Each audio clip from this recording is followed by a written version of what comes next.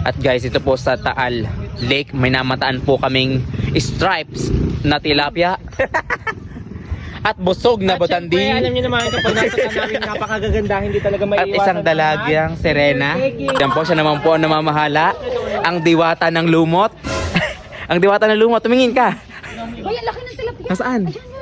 Talon mo. Nasaan ang tilapia? Nasaan ang tilapia? Vargas. Ba't ang tilapia mo may pangil? Si John naman may ngipin ng tilapia. Ay, sa iyo may pangil, gano'n kalaki. Ano sa'yo? Doris, pumunta ka din eh. Magsiswimming ako, kailangan ko ng salbabida. Hindi ako marunong mag-swimming. Lulutang ka naman. Oh, nag-aalala pa ito. No? Maigi pa. ng bola. Maigi pa tong si Onesto. Honesto. Mabait lang, hindi nakikipag-agawan. Sana lahat magaling magluto. Si call center kasi pinagtitiisan lang namin ng luto niya tuwing umaga. Tatandaan ko yung sinabi mo, wag kang kakain sa amin simula ngayon. Talagot hindi naman masarap. Nakakaharap na ako na magaling magluto. Isda. Hati-hati-haya. Aaling. Sa dilim na yan, nakita niyo pa ang isdang patay hati-haya.